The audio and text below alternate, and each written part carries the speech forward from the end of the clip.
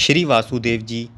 परम भागवत वासुदेव जी यदुवंश के परम प्रतापी वीर सूरसेन के पुत्र थे। इनका विवाह देव की 7 कन्याओं से हुआ था। रोहिणी भी इन्हीं की पत्नी थी। देवकी सबसे छोटी कन्या थी। जब देवकी जी का विवाह वासुदेव जी के साथ संपन्न हुआ, तब उग्रसेन जी का ज्येष्ठ पुत्र कंस अपनी चचेरी बहन देवकी को स्नेहवश स्वयं रथ से पहुंचाने जा रहा था। मार्ग में आकाशवाणी हुई, मूर्ख, जिस बहन को तू इतने स्नेह के साथ पहुंचाने जा रहा है, उसी की 8वीं संतान के हाथों से तेरी मृत्यु होगी। मृत्यु का भय शरीर सख्त को कायर बना देता है। कंस ने तलवार खींच ली और देवकी को मारने के लिए तैयार हो गया। वासुदेव जी ने उसे समझाते हुए कहा, राजकुमार, आप भोजवंश होनहार वंशधर तथा अपने कुल की कीर्ति बढ़ाने वाले हैं। बड़े बड़े शूरवीर आपके गुणों की सराहना करते हैं। एक तो यह स्त्री है, दूसरे आपकी छोटी बहन है। विवाह के शुभ अवसर पर इसकी हत्या आपको शोभा नहीं देती। जो जन्म लेते हैं उनकी मृत्यु भी निश्चित होती है। आज हो या 100 वर्ष बाद, मृत्यु सृष्टि का निश्चित विधान है।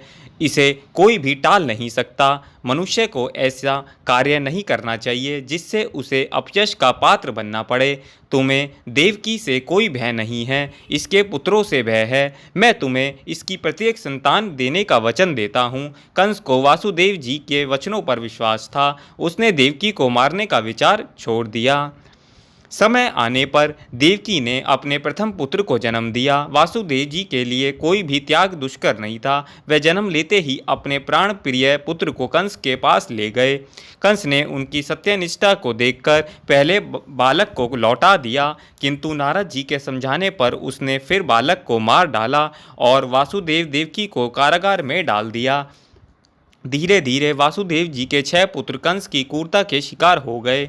7वें गर्भ में बलराम जी आए और योग माया ने उन्हें रोहिणी के गर्भ में पहुंचा दिया। देवकी के 8वीं गर्भ से जगत के त्राणकर्ता भगवान श्री कृष्ण का प्रादुर्भाव हुआ।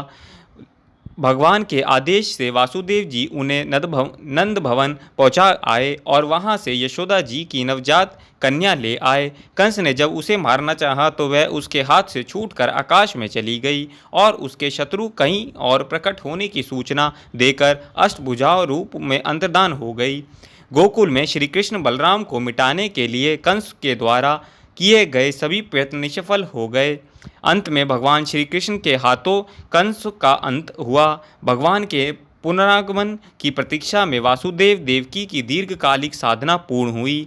श्री कृष्ण ने अपने माता पिता की हथकड़ी बेड़ी स्वयं काटी और उनके चरणों में गिर पड़े। चिरकाल से बिछड़े अपने पुत्रों को पाकर वासुदेव जी की प्रसन्नता का ठिकाना न रहा।